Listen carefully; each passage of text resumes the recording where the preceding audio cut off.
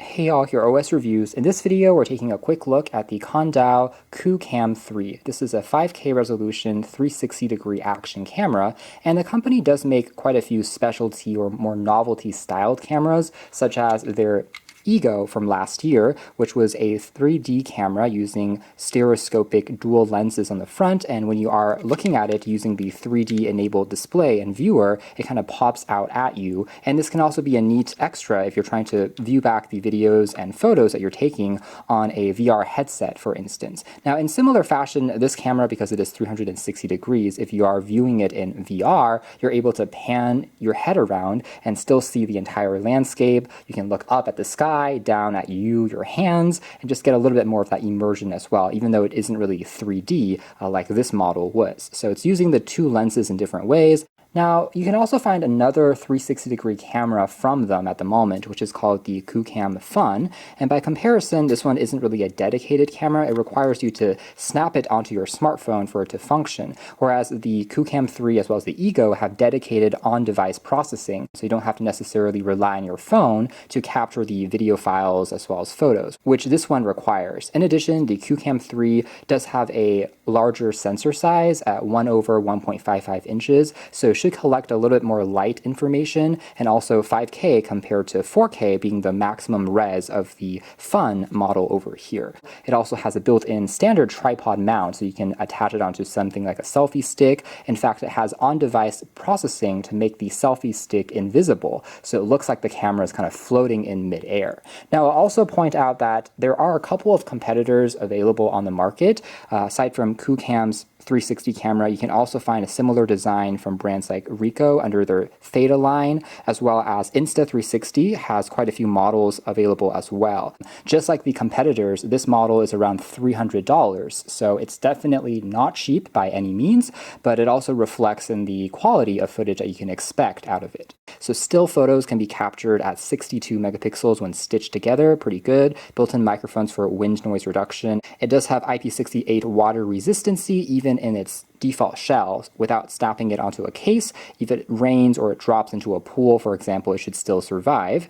I would say though, at the maximum 5.7K resolution, it is 30 FPS. So if you want 60 FPS smoothness, you can scale it slightly down to 4K instead. You're able to use this in more rough terrain for things like biking, adventuring. The company also claims slightly larger pixel size, which when combined with the larger sensor size, again, should allow you to collect just a bit more light as well at the end of the day. This should still be very good when it comes to some of these dedicated point-and-shoot style cameras. They also have a RAW plus algorithm capture mode. In fact, there is a interesting companion software that you can download on your computer, which can enhance the quality of the photos that you take just by applying a bit more processing work using the extra CPU on your computer at home. That kind of takes the footage that you take perhaps to the next level, improving elements including the saturation and contrast. The built-in accelerometer can also be used to automatically rotate the orientation of the footage to ensure it's always in the proper direction. Quite lightweight, 189 grams to fit into a pocket without too many issues. Here's another demo of that invisible selfie stick processing in play. Now the shadows, you can still see a little bit of that selfie stick if you are in a mirror as well. However, the direct stick that is being held in your hands will be completely removed using the processing. Last but not least, it does have the companion app support, so you're able to control it from afar, using it as a remote, for example, and also it might be good for things like time-lapse footage that you're trying to capture. In fact, some fun filters as well as templates for creating more interesting looking video content can also be found in their companion app that you can then export and share onto social media. The battery is 1,600 milliamp hours, and it's rated for around, I would say, an hour and a half to 2 hours of video recording before it runs out. However, it is completely replaceable and removable. You can even purchase additional sets from them that you can charge up when you're on a longer session, for example. And the touchscreen, by the way, measures 1.9 inches diagonally. You can find additional mounts as well for different intended use cases available on their site, including even a wireless battery charging case similar to on wireless headphones and TWS buds, 10 meters waterproof. And we have just the camera itself, which at the moment does come in just one color here, which is black, so not quite as vibrant perhaps as some of the red versions that we had from the Ego, but overall still looks clean enough. Down below here, we have the aforementioned neoprene case, and then on this compartment is where the USB Type-C charging cable, as well as the microfiber cleaning cloth and the battery are going to be found. Now, when you are capturing at a higher resolution, you do want a faster read and write speed micro SD card. So, for example, this one is 100 megabits per second, and we can pop open the battery compartment to just insert the memory card. It's also where you'll find the USB Type-C port for charging. It's all hidden beneath this part, which is sealed using rubber to prevent any water from leaking in. Now, before we take a closer look at the design of the camera, here's also the optional selfie stick accessory, which extends up to 120 centimeters. It's constructed out of aluminum alloy. There's a bit of a soft touch rubber handle as well, making it a little easier to hold onto, and then you can just extend it all the way upwards for getting shots that are higher up in elevation, using just a standard tripod mount. Now, the only thing I will say, though, that might be a slight con to this first-party model is even though there is still a standard tripod thread at the very bottom, so if you attach this onto the camera, you can still put the selfie stick onto a regular tripod to increase the elevation or height even more. However, they also give you an additional lanyard strap if you want to put it onto your wrist as you're carrying the selfie stick to prevent it from getting dropped, but this is occupying that tripod mount, which means if you're using the lanyard wrist strap and you still want to use it on a tripod, you have to then remove this or choose one or the other. So maybe having a separate hole on the side for attaching that lanyard might have been a better idea, but overall it is functional enough. Now, here's a quick look at the actual camera. It's built out of a soft touch rubber material to the plastic. It actually feels quite dense, and on the very top we have simply a power key as well as a shutter key. Then on the sides here, we have various microphones for picking up your ambient sound. And on the very back, you have the microphone as well as the 1.9-inch display. There's also two capacitive keys to the right of the display, which are customizable under settings to control different commands, including flipping the orientation of the camera screen around. So by default, it's going to be showing what's on the other side, but you can tap on it once to see yourself. Very bottom here features just the standard tripod mount, and that is more or less it. So very simple presentation. Now, a cold boot here takes really just around 5 to 10 seconds for it to turn on. You'll see a green light, QooCam 3, and then it'll be up and running. From here, we're able to gauge the battery percentage remaining on the camera itself, as well as in the memory card, how much storage space is left. We can tap on this icon here to change the resolution, as well as the FPS. So this will be scaling up to 5.7K versus 4K. And we can swipe over here to the left to take a look at captured content on the SD card. And from here, you can swipe up and down to access the different content that you have captured, as you can tell there. Returning here, we can swipe down to access quick shortcuts similar to on Android or smartwatches, including the screen brightness.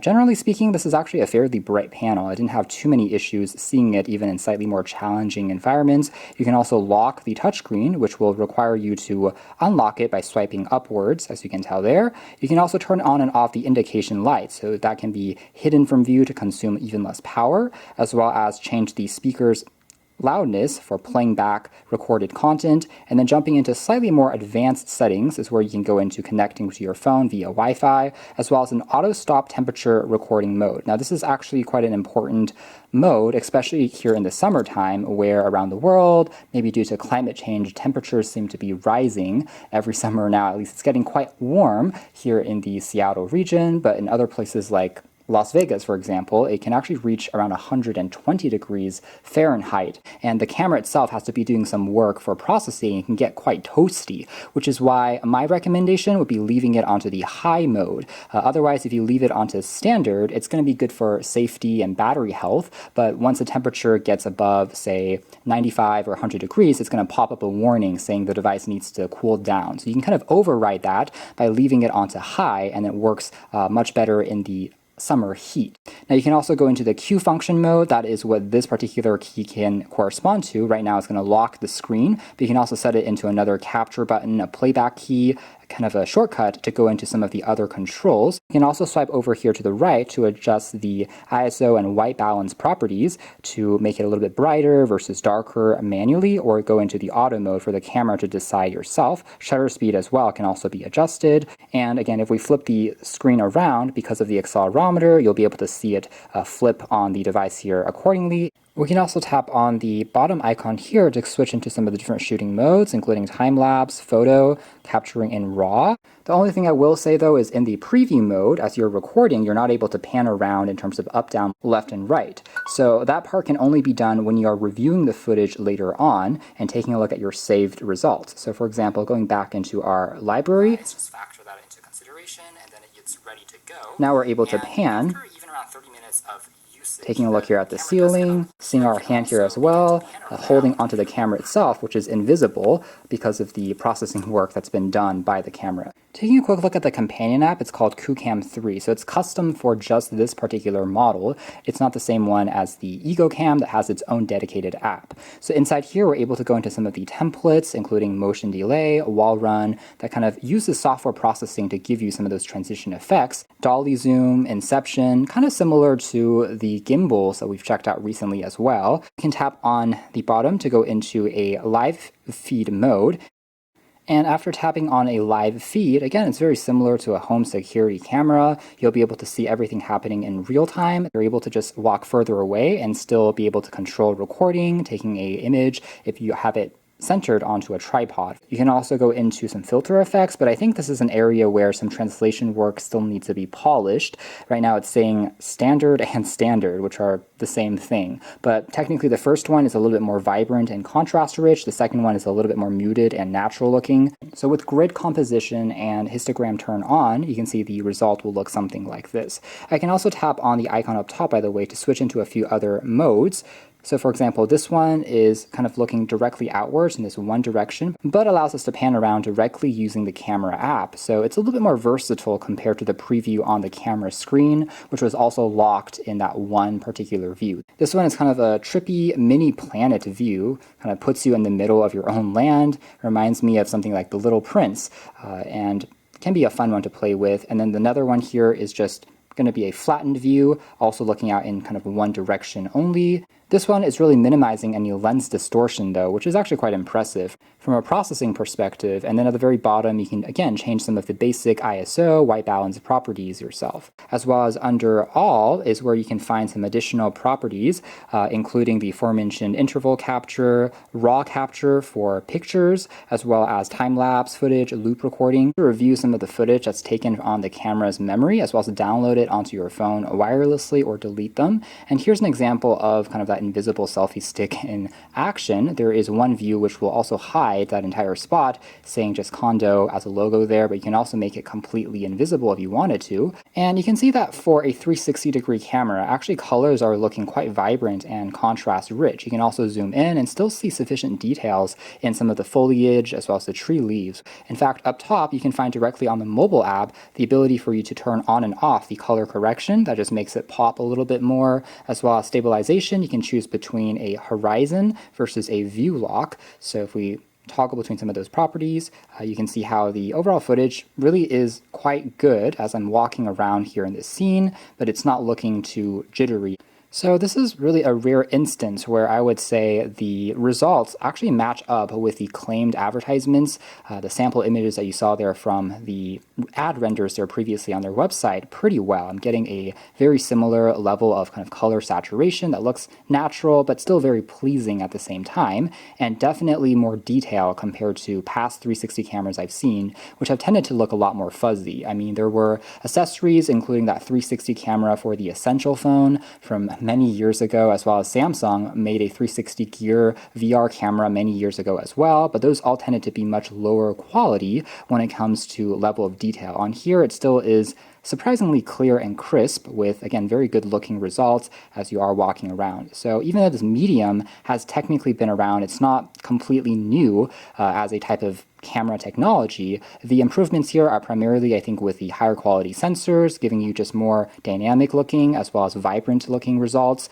from a vlogging and performance point of view. Maybe the only thing I would like to see added would be, again, just in their mobile app, support for the accelerometer. So you're able to kind of twist the phone around to see the angle dynamically shift. Right now, that's only possible if you are using your fingers to pan around the video footage yourself. And there isn't really a dedicated kind of headset view either, that again flips the video sideways, allowing you to put it into something like a Gear VR cardboard device, something like that. So some of those extra steps you would have to do yourself if you are trying to kind of build upon that level of immersion. You can also try uploading the clip directly to YouTube, and YouTube does support 360-degree video. So if you are then watching that YouTube clip on something like a Quest Meta or an Apple Vision Pro, a Google Cardboard device, you'll be able to take advantage of the motion tracking and see the entire thing around you as you're moving around. But again, it's convenient because you don't have to necessarily just point at only one direction and fear that you'll be missing out on the ambience. With something like this, it's great for vlogging because when you're reviewing the clips later on, it kind of takes you back to the scene and you're able to revisit every single detail happening around all the directions. Maybe you were not even aware of what was going on to the left or to the right when you were at that moment in time, but because of the capabilities of 360 camera, you don't have to be so precise about your alignment of what you're looking at, your framing. Everything will be captured all at once. And again, still looking quite good. Not a lot of artificial rendering either when it comes to stitching the two halves together. Now, visiting the Kandao website, you're also able to find various companion software. For example, there's something called Kandao RAW Plus, which will allow you to upscale the photos that you're capturing in RAW mode to preserve more detail and vibrancy. So if you are taking primarily photographs, you can use this computational photography app to kind of transform it, adding a bit more color, contrast, and pop. The next one here is called Kandao Webcam, as well as Kandao Live. So you're able to use the camera when connected as something to live stream in 360 degrees, or again, use it as a higher quality webcam than the one built into your laptop when you're video conferencing. That being said, perhaps the most important application here will be for Kandao Studio.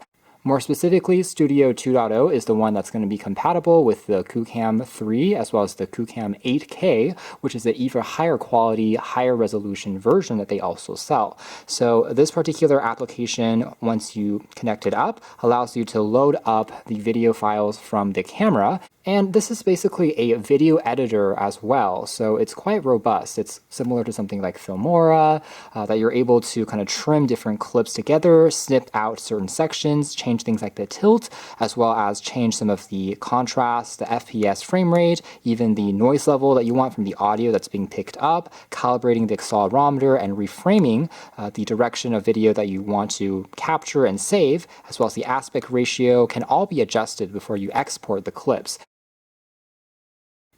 So you can check out more details if interested in the links down below. Again, a pretty solid 360-degree camera all in all. Thanks for watching here at OS Reviews. That's been the Kandao QooCam 3.